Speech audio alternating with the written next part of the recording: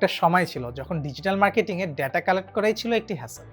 কিন্তু বর্তমানে এত টুলস ডেভেলপ হয়েছে যে data collection is not an issue anymore. কিন্তু এত ডেটা দিয়ে আসলে আমরা কি করব যদি আমরা সেটাকে প্রপারলি ইউটিলাইজ করতে না পারি? এই ভিডিওতে আমরা আলোচনা করব যে কিভাবে ডেটাকে প্রপারলি অ্যানালাইজ করে আমরা আমাদের ডিজিটাল মার্কেটিং স্ট্র্যাটেজিকে আরো পাওয়ারফুল করে তুলতে পারি এবং কিভাবে স্মার্ট ডিসিশন নিতে পারি তার 4টি অ্যাসপেক্টস নিয়ে। নাম্বার 1, গোলসের সাথে অ্যালাইন করে ডেটা অ্যানালাইসিস করা।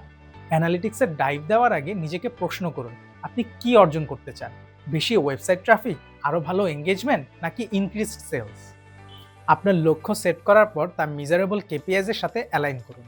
যদি ওয়েবসাইট ট্রাফিক বাড়ানোই লক্ষ্য হয় তাহলে ইউনিক ভিজিটর্স এবং বাউন্স রেটস ট্র্যাক করুন। যদি লক্ষ্য হয় ইনক্রিজড সেলস, তবে কনভার্সন রেটস এবং কাস্টমার অ্যাকুইজিশন কস্টের দিকে ফোকাস করুন। আপনার লক্ষ্য যদি সেট থাকে তাহলে তার ডেটার সমুদ্রে আপনার কম্পাস হিসেবে কাজ করবে এবং আপনি সঠিক ডাইরেকশনে চলবেন।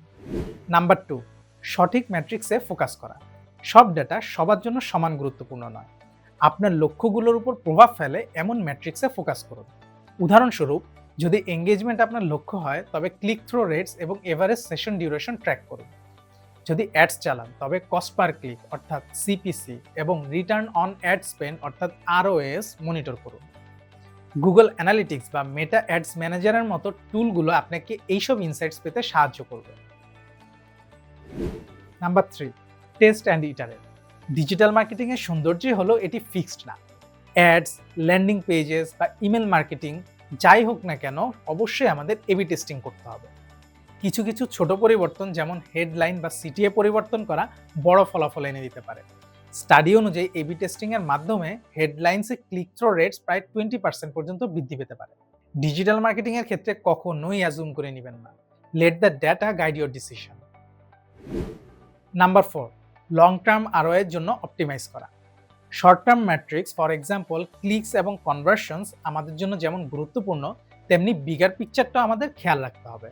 কোন স্ট্র্যাটেজিস দীর্ঘমেয়াদে গ্রোথ এনে দেয় তা কাস্টমার লাইফ টাইম ভ্যালু বা সিএলভি এবং রিটেনশন রেটসের মতো ম্যাট্রিক্স দিয়ে অ্যানালাইজ করা যায়। উদাহরণস্বরূপ, যদি আপনি দেখেন যে আপনার রেভিনিউয়ের 60%ই আসে রিটার্নিং কাস্টমারদের থেকে, তবে লয়্যালটি প্রোগ্রামস এবং রি-এঙ্গেজমেন্ট স্ট্র্যাটেজিসে ফোকাস করুন। Data isn't just about numbers, এটি স্মার্টার ডিসিশনসের একটি রোডম্যাপ। এই 4টি অ্যাসপেক্টসের মাধ্যমে আপনি আপনার বিজনেসের র ডাটাকে অ্যাকশনেবল ইনসাইটসে রূপান্তর করতে সক্ষম হবেন। তাহলে আর দৌড়াবেন কেন? Let the data work for you. Until next time, let's connect and collaborate in the comments. সবাই ভালো থাকবেন।